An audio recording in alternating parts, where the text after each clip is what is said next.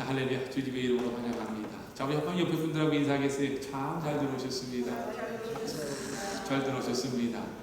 근데 여러분, 오늘은 찬양하는 소리가 너무 보니까 제 목소리 하나를 감당하지 못하도록 열정이 없으신 것 같아요. 저는 정말이에요. 이번 한 주간 동안에 응답을 받은 게 얼마나 많은지 정말 감사를 드리지 않을 수가 없더라고요. 어떠세요? 여러분들 삶 가운데서 예수님을 통해서 응답받은 것들이 꽤 있으시죠?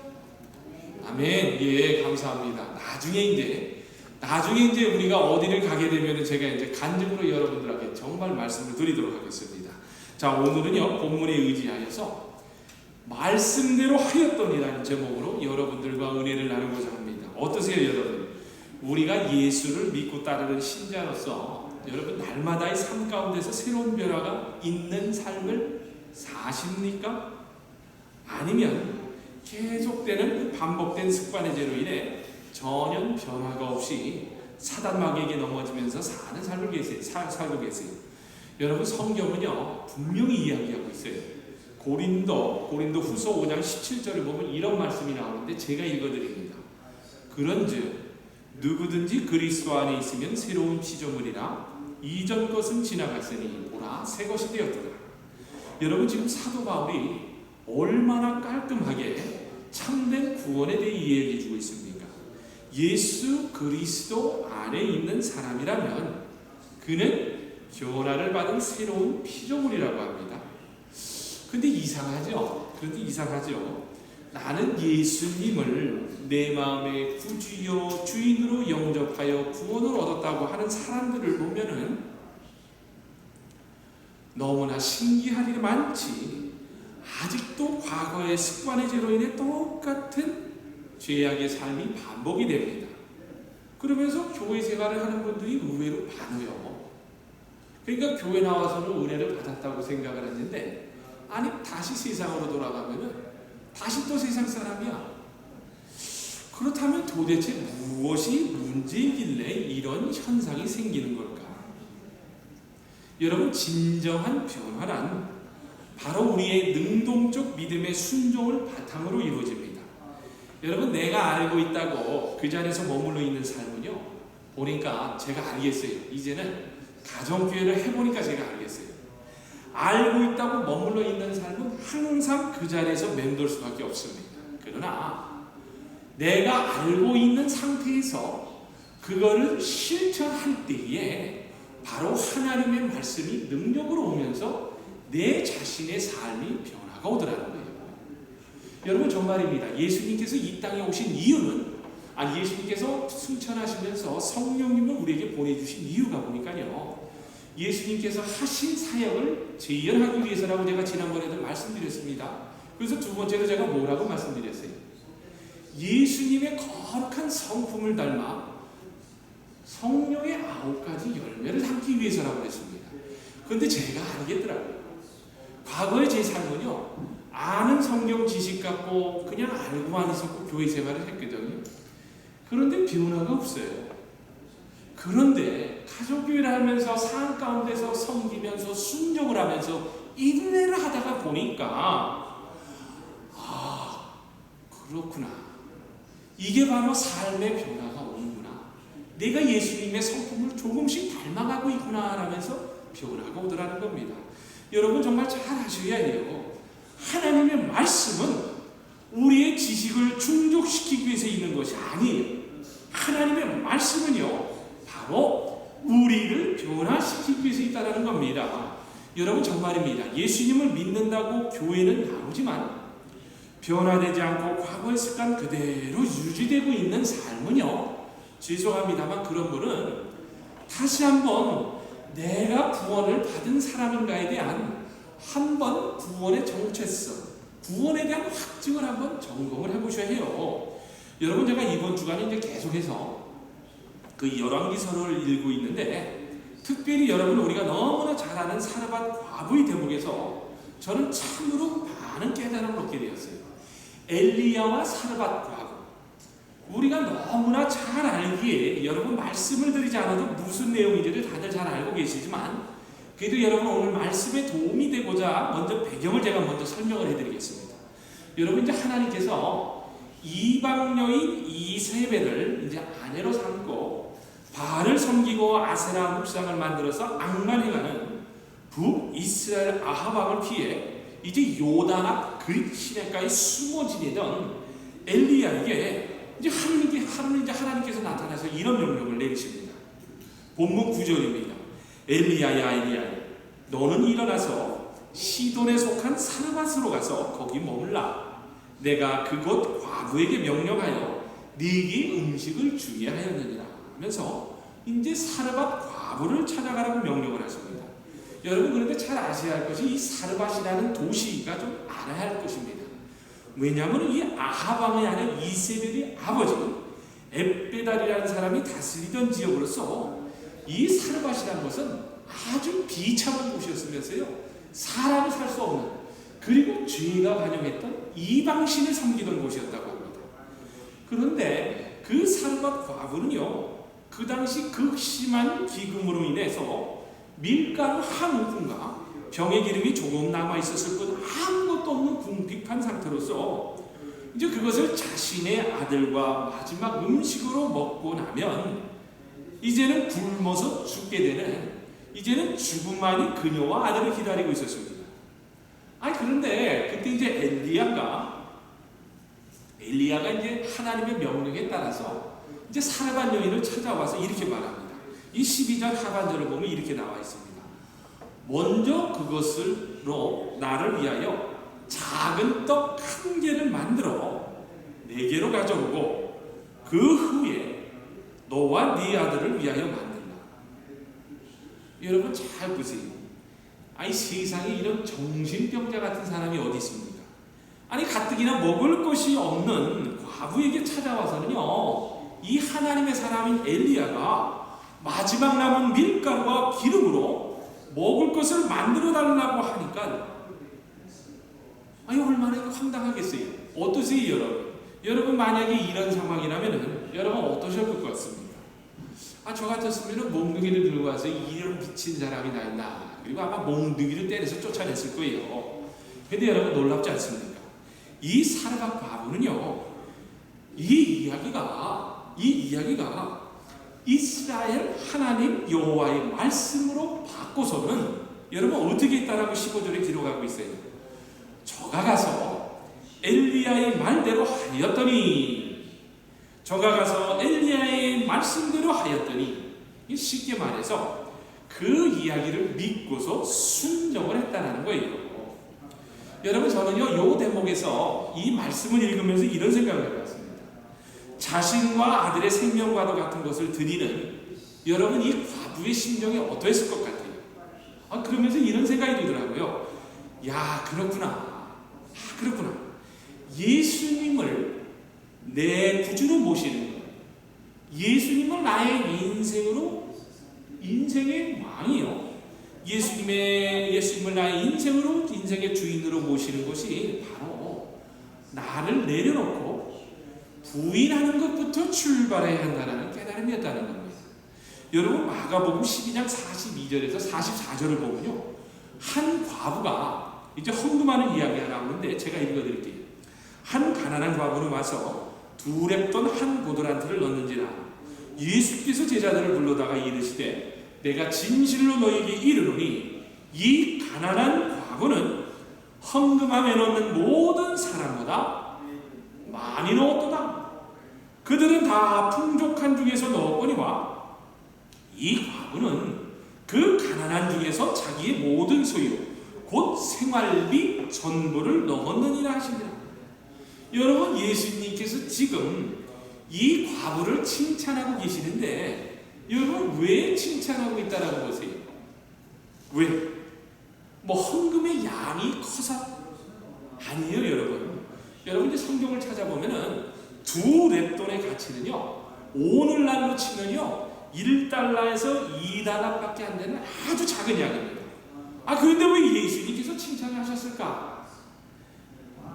그렇습니다 여러분. 바로 물질이 아니라 그 과부의 마음이라는 거예요. 그런데 사르밧 과부도 마찬가지였습니다. 자신이 마지막 생명의 공급원인 밀가루 한 움큼과 병기름을 순종하고 드렸다고 합니다. 그랬더니 그 여인이 갖고 있는 통에 가루가 떨어지지 아니하고 그 병의 기름이 없어지지 않는 놀라운 기적이 나타났다라고 하지 않습니까? 여러분, 이 이야기는 사실은 여러분들이 너무 잘 아는 이야기예요. 여러분, 정말입니다. 그러면서 여러분, 이런 축복 받고 싶지 않으세요? 저는 성경을 읽다가 보니까 알고 있었던 내용인데 이 내용이 확 눈에 들어오면서 정말 이런 축복을 받고 싶더라고요. 정말입니다. 정말 그 통에 가루가 떨어지지 않냐고 병에 기름이 떨어지지 않는 놀라운 기적이 내 삶 가운데 있다라면은 여러분, 정말 뭐가 부족한 게 있겠어요? 정말 그렇게 이게 최고의 선물 아닙니까? 그런데 여러분, 하나님께서 깨달음을 주시더라고요. 그러면서 무슨 깨달음을 주시냐? 진용아, 봐. 이런 축복을 받으려면은 진용아, 네가 선별될 과제가 있는데 그게 뭔 줄 아느냐? 맞습니다. 먼저 내 자신의 모든 것을 예수님 앞에 내려놓은 후에야 이런 축복이 이루어진다는 겁니다. 여러분 보세요. 왜 하나님께서요, 이스라엘에 수많은 과부가 있었는데도 불구하고 굳이 이방 땅 시돈의 한 불쌍한 사르밧 과부에게로 하나님의 종인 엘리야를 보냈다고 그랬어요. 보세요. 그런데 이제 성령님께서 문득 이런 질문과 함께 깨달음을 주시는데 그게 바로 여러분, 오늘날 교회 안에 보니까요, 여러분 잘 들으세요. 자칭 크리스찬들은 바로요, 정말입니다. 제가 요즘도 이게 바깥에 나가서 만나는 사람들 보고 뭐 장로님이네, 뭐 권사님이네, 정말이 자칭 크리스찬들은 많지만 진심으로 나를 믿고 순종하는 사람은 찾기 힘들다라는 거예요. 그래서 지금 하나님께서 잘난 사람도 아니요 능력 있는 사람도 아니라 믿지 않는 상처받고 버려진 사람들을 일으켜서라도 내 뜻을 너에게 이루겠다라는 깨달음을 주시더라는 겁니다. 여러분, 교회 안에서 보세요. 과거에도 우리가 봤잖아요. 잘난 사람들, 물질이 있는 사람들, 이런 사르밧 과부의 여인처럼 순종이 있었어요? 없었어요. 다들 내 뜻으로 살았지. 근데 여러분, 오늘날 교회가 왜 이렇게 문제가 많다라고 하세요? 이런 과부의 믿음처럼 순종이 있었습니까? 없었어요. 여러분, 정말입니다. 신앙은요, 지식이 아니에요. 정말 참신앙은요, 자신의 것을 모두 다 내려놓고 실천하는 것부터 출발한다는 것을 여러분이 사르밧 과부의 이야기를 통해서 깨달아야 합니다. 전혀 이 사르밧 과부의 사건을 통해서 하나님께서 어떻게 또 구원을 베푸시는가를 알 수 있었는데, 여러분 오늘 보면 16절을 보면 이런 말씀이 나와요. 여호와께서 엘리야로 하신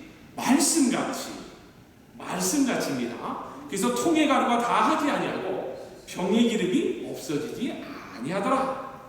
여러분, 근데 이 말씀이라는 것이요, 이제는 요한복음에 보면 어떻게 말씀이 변하는지 제가 또 성경 구절을 예를 드립니다. 여러분, 요한복음 6장 48절을 보면 이런 말씀이 나옵니다. 내가 곧 생명의 떡이니라. 자, 떡이 이제 말씀으로 이제 변해서 쓰입니다. 또 요한복음 6장 55절을 보면 내 살은 참된 양식이요 내 피는 참된 음료로다. 또 요한복음 6장 58절을 보면 이것은 하늘로서 내려온 것이니 오렴떡이니 조상들이 먹고도 죽은 그것과 같이 아니하여 이 떡을 먹는 자는 영원히 살리라. 그러십니다. 이 가난한 사르밧 과부의 집에 바로 생명의 말씀이 임했다는 거예요. 그녀는 아무것도 의지할 것이 없었던 최악의 상황이었습니다. 그러나 하나님을 믿었어요. 그녀는 아무것도 없었습니다. 그러나 그녀의 마음속에서는요, 무에서 유를 창조하시는 하나님이 살아계시다는 그 살아계신 하나님의 신실성을 믿고 순종을 했다는 거예요. 여러분 잘 아시다시피 여러분 우리 원로 목사님을 계신 정인찬 목사님의 목회가 두 가지로 나눠집니다. 창조 목회, 무에서 유를 창조한다는 창조목표가 있고요. 아담은 사는 영이나 예수는 살리는 영이라는 생명목표. 이 두 가지 뿌리가 있습니다. 그런데 보니까요, 이 사르밧 과부는요, 무에서 유를 창조하시는 하나님의 말씀, 그 생명의 말씀을 믿었더니 이런 놀라운 기적을 체험했다고 하지 않습니까? 그래서 여러분, 우리 삶 가운데서요, 여러분들이 이런 기적을 체험하고 싶다면 반드시 먼저 여러분들이 내려놓고 삶 가운데서 하나님의 말씀을 순종하세요. 그러면 이 역사는 이루어진다는 겁니다. 그런데 여러분, 여기에서 지금 사르밧 여인이 기적이 끝나지 않고 계속해서 이제 이어가는 다른 내용의 기적이 나옵니다. 여러분, 그러면서 이런 기적이 있으면서 하나님을 만난 가운데서 또 이제 어떠한 것들이 들어오는가 하고 봤더니요, 하나님을 만나고 난 다음에 또 보니까 때로는 시험과 고난이 오더라는 겁니다. 여러분, 이걸 어떻게 하면 좋습니까?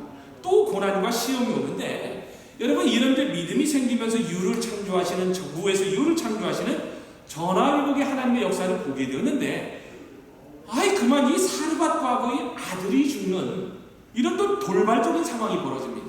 제 17절을 읽어드릴게요. 이 일 후에 그 집 주인이 되는 여인의 아들이 병들어 증세가 심히 위중하다가 숨이 끊어진지라. 여러분, 이게 어찌된 일입니까? 그녀에게 단 하나밖에 없는 가장 소중한 아들이 죽었습니다. 하나님의 위대한 종 엘리야가 자신의 집에 와 있음에도 불구하고 죽음이 그녀의 삶에 닥쳐왔다라고 합니다. 그런데 여러분, 이때에 이 사르밧 과부의 반응을 여러분, 이제 우리가 눈여겨보아야 합니다. 여러분, 18절을 제가 읽어드릴게요. 여인이 엘리야에게 이르되 하나님의 사람이여, 당신이 나와 더불어 무슨 상관이 있기로. 자, 이제 그 다음이 중요합니다. 내 죄를 생각나게 하고, 세상에 내 죄를 생각나게 하고 내 아들을 죽게 하려고 내게 오셨나이다. 여러분, 지금 이 사르밧 과부가 뭐라고 이야기하고 있습니까? 아들의 죽음을 보면서 원통하고 억울한 것이 아니라 바로 내 자신의 죄가 생각났다라고 합니다. 여러분, 이 이해를 돕기 위해서 제가 이제 새 번역, 쉬운 번역으로 다시 한번 읽어드립니다. 그러자 그 여인은 엘리야에게 이렇게 말하였습니다. 하나님의 사람이신 어르신께서 저와 무슨 상관이 있다고 이렇게 저에게 오셔서 저의 죄를 기억나게 하시고, 더 번역이 쉽지요. 저의 죄를 기억나게 하시고 아들을 죽게 하십니다. 여러분, 이걸 어떻게 하면 좋습니까? 가족의 생명을 이어갈 마지막 양식까지 믿음으로 순종하여 다 드렸는데, 그래도 그 여인의 가정에 하나님의 은혜가 임하게 되었는데, 죄로 인해서 또 다른 사망이 찾아왔다는 거예요. 여러분, 그래서 정말입니다. 우리 공동체는요, 하나님과의 나와의 관계에 있어서 항상 여러분, 내 이웃과의 관계를 잘 맺기를 원한다면요, 반드시 여러분, 이 죄의 문제를 해결하셔야 돼요. 여러분, 내 안에 죄가 있다라고 하면요, 하나님의 관계가 기억나지 않고 여러분, 하나님의 생각과 하나님의 말씀대로 여러분 살아갈 수가 없다라는 거예요. 그런데 놀랍지 않습니까? 이 사르밧 여인은 자신의 아들의 죽음을 통해서 자신의 죄가 기억이 났다라는 거예요. 여러분, 그만치 우리가 하나님의 관계 속에서 내 죄를 해결하지 않고서는 여러분이요, 내 안에 그릇이 깨끗해져서 성령님이 내 안에 충만하게 들어올 수 없다는 것을 여러분 아셔야 됩니다. 여러분, 그래서 로마서 6장 23절을 보면 이런 말씀이 나와요. 죄의 싹은 사망이요, 하나님의 선물은 우리 주 예수 그리스도 안에서 누리는 영원한 생명이다. 여러분, 맞습니다. 여러분, 과부가 기근은 면했지만 죄로 인한 사망은 피할 수가 없었다는 거예요. 우리는 어느 누구나 할 것 없이 한 번 육신의 죽음을 다 맞이하게 됩니다. 여러분, 정말입니다. 성경을 읽으면서 반드시 우리가 한 가지를 우리가 알아야 합니다.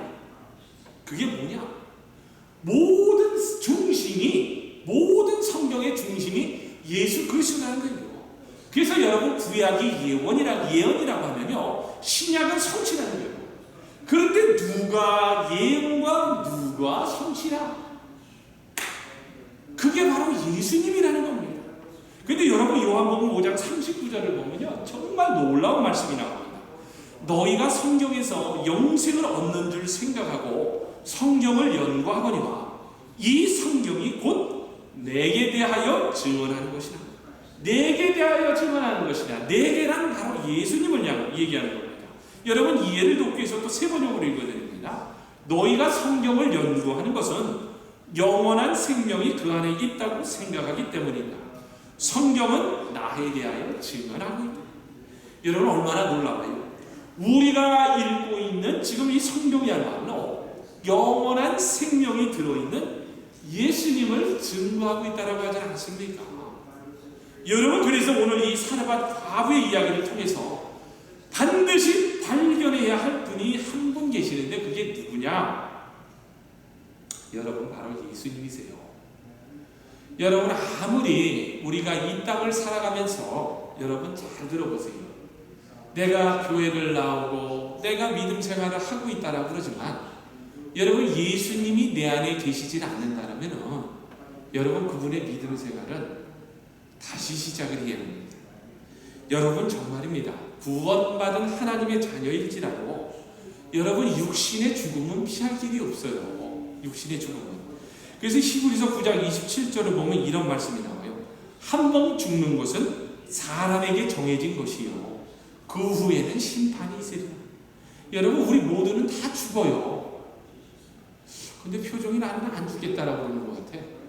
저는 지금부터요 예수님을 만나고 나서부터는 이 땅의 생명이 전부가 아니구나라면서 항상 정말 준비하고 있어요. 제가 오래전에도 말씀을 드렸지만 여러분 사람의 생명은요 장담하지 마세요. 한순간에 어떻게 될 줄 모르는 겁니다. 여러분 여러분의 인생을 내 마음과 뜻대로 살아본다고 장담하지 마세요. 저는 주위에서 많이 봤어요. 내가 많이 가졌다. 내가 많이 알고 있다. 그런데 한 번 사고로 그냥 불려가는 경우가 있더라는 겁니다. 여러분 정말 그래서 우리 예수님은 좋으신 분이에요. 우리가 이렇게 다 죽음을 맞게 되지만 우리의 마지막 종착역이라고 이 죽음이 마지막 종착역이라고 한다면 우리가 믿는 것이 얼마나 여러분 공허하겠습니까? 근데 우리 좋으신 하나님께서는요 믿는 자들에게 또 다른 생명을 준비하고 계셨다는 걸 여러분 알고 계셔야 돼요. 자 그러면서 이제 여러분 엘리야가 하나님께 부르짖어 기도합니다. 엘리야는 과부의 아들을 위해서 하나님께 부르짖고 또 부르짖는 내용이 20절에서 21절 나오는데 제가 읽어드릴게요. 여호와께 부르짖어 이르되 내 하나님 여호와여 주께서 또 내가 무고하는 집 과부에게 재앙을 내려 그 아들이 죽게 하셨나이까 하고 그 아이 위에 몸을 3번 펴서 엎드리고 여호와께 부르짖어 이르되 내 하나님 여호와여 원하건대 이 아이의 혼으로 그의 몸에 들어가게 하옵소서 하니. 여러분 지금 엘리야가 이제 그 죽은 아이 위에 몸을 몇 번 펴서 엎드리고 기도했다는 겁니다. 몇 번? 3번. 그렇습니다. 이 3번이라는 단어가 굉장히 상징적인 단어입니다. 여러분 3번을 펴서 엎드리고 부르짖어 기도했다라고 하는데 저는 그러면서 이 구절을 읽으면서 이런 생각이 들더라고요. 3번 엘리야가 몸을 펴서 엎드리는 것이 예수님께서 우리 죄를 사하기 위해서 십자가에서 달려 돌아가신 후에 3일 만에 죽음에서 부활하신 예수님을 생각나게 하더라는 거예요. 그러면서 죽을 수밖에 없는 우리의 운명도 예수님께서 친히 십자가에 달려 죽으시고 3일 동안의 무덤에서 우리가 맞이해야 할 죽음을 온몸으로 받으셔서 부활하셨구나. 여러분 히브리서 2장 14절에서 15절을 보면요 정말 귀한 말씀이 나옵니다. 자녀들은 혈과 육에 속하였음에 그도 또한 같은 모양으로 육을 함께 지니심은. 여러분 이 말이 지금 뭐냐면은 예수님께서 이 땅에 우리가 똑같은 몸으로 자녀들이 고통당하는 걸 보고 똑같은 같은 지금 인간의 몸으로 오셨다고 합니다. 그러면서 죽음을 통하여 죽음의 세력을 잡은 자, 곧 마귀를 멸하시며, 예수님께서 그래서 십자가에서 돌아가시고 부활승천하시면서 십자가를 멸하시면서 승리하셨다는 겁니다. 또 죽기를 무서워함으로 한평생에 매여 종로로 타는 모든 자를 놓아주려 하시니, 여러분 지금 보세요. 여러분 죽음은요 누구나 다 두려운 것 아니? 여러분들은 믿음이 좋으니까 죽음이 뭐 그냥 당연히 맞이할 것 같지만, 저는 지금도 내가 죽는다는 생각을 하면은 두렵더라고요. 그런데 여러분 성경에서 뭐라고 합니까? 이 죽기를 무서워함으로 한평생 매여 종노릇하는 모든 자들을 놓아주려고, 다시 말해서 예수님께서 부활하셨으니 너희들도 부활의 소망이 있다라며 그것에서 종노릇하는 것을 해방시켜주기 위해서 예수님께서 이렇게 왔다라는 오셨다라는 거예요. 예수님께서 육신으로 오셔서 죽으신 것은 한평생 죄의 종노릇으로 죽을 수밖에 없는 우리들에게 생명을 주시기 위함이라는 겁니다. 여러분 정말이에요. 이 사르밧 과부의 이야기가 또 보니까요 얼마나 중요했으면요, 예수님께서 누가복음 4장 25절에서 26절까지 해서 이렇게 언급을 하고 계십니다. 내가 참으로 너에게 이르노니 엘리야 시대에 하늘이 3년 6개월간 닫히어 온 땅에 큰 흉년이 들었을 때에 이스라엘에 많은 과부가 있었으되 엘리야가 그중 한 사람에게 보내심을 받지 않고 오직 시돈 땅에 있는 사렙다의 한 과부에게 뿐이었으며, 여러분 정말입니다. 제가 깜짝 놀랐어요. 성경을 보면서 이제 관절을 찾다 보니까, 아니 이 이야기에 보니까 누가복음에 예수님께서 똑같이 언급을 하고 계시더라고요. 근데 얼마나 중요했으면 예수님께서 이 말씀을 여기에다 또 언급을 했는가. 그래서 여러분 방금 이 말씀을 통해서 우리가 절대로 놓쳐서는 안 될 한 가지가 있어요. 그게 뭐냐? 이스라엘에 많은 과부가 있었으되 엘리야가 그 중 한 사람에게 보내심을 받지 않고 오직 시돈 땅에 있는 사렙다의 한 과부에게 뿐이었으며, 여러분 바로 이거라는 거예요. 여러분 부활은 어떤 자일 걸까요? 당연히 영접하는 자일 겁니다. 그렇다면 여러분 영접하는 것은 무엇입니까? 여러분 이미 앞에서도 말씀드렸지만 자신이 가진 모든 것을 내려놓고 예수 그리스도를 온전히 신뢰하는 겁니다. 물론 예수 그리스도를 믿는 자들에게 육신의 죽음은 비켜 지나가지는 않습니다. 왜냐? 아담의 죄로 인해 죽음이 들어왔기 때문입니다. 그러나 여러분 여기에서 바로 기독교의 신비가 있는 겁니다. 예수 그리스도를 믿는 자는 그 다음 답이 뭡니까? 영원히 죽지를 않는다는 거예요. 그리고 그런 사람들은 어디를 갑니까? 어디를 가요? 천국을 들어간다는 거예요. 여러분 오늘날 정말 잘 아셔야 됩니다. 이제 시대가 악해져 가지고 예수님을 통해서 구원을 받아서 천국으로 간다라면 진리라고 볼까요? 비진리라고 볼까요? 진리인데 오늘날의 사람들은요 이 종교 다원주의가 되면서 어떻게 생각하냐면은, 저처럼 이렇게 설교를 하면은 저는 감옥에 갈 목사입니다.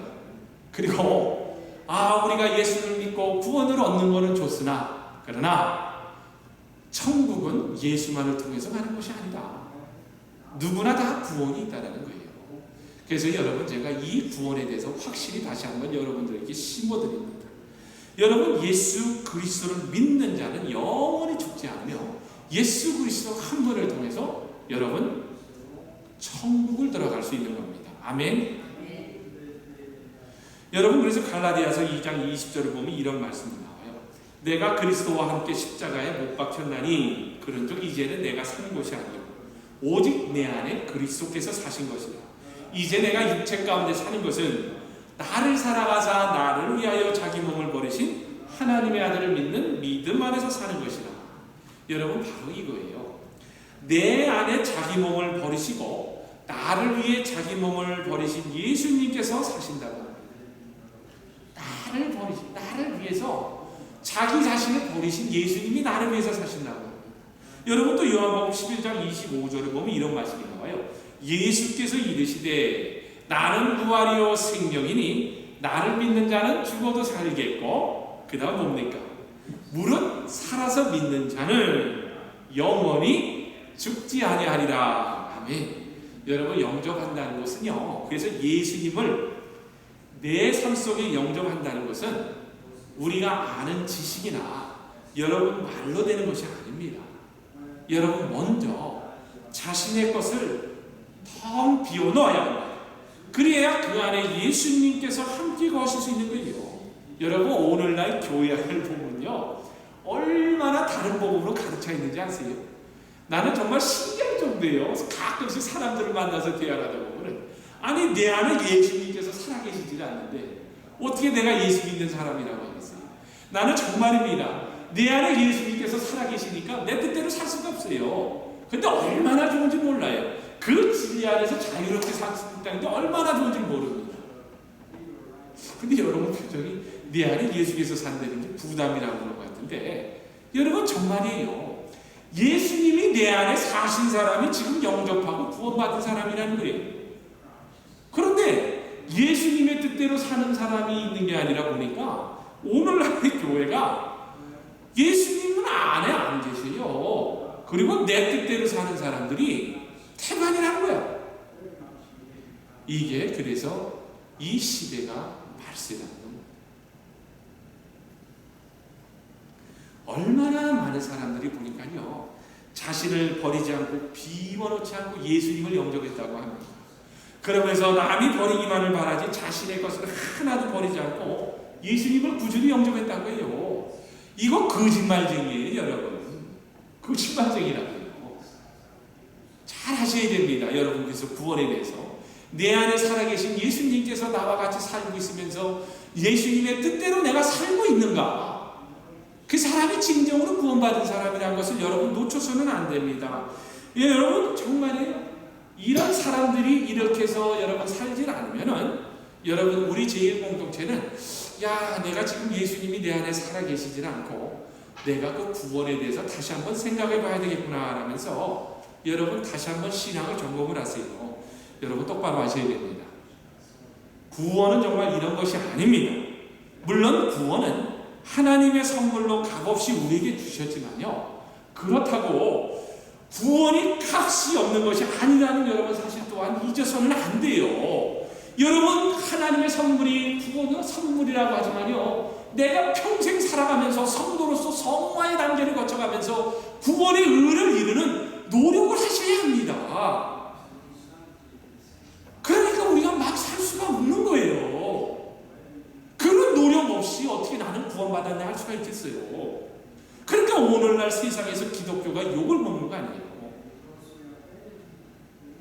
내 생각, 내 마음, 내 사고방식과 아직과 고집, 내 것을 다 버리고 예수 그리스도로 옷을 갈아입는 것.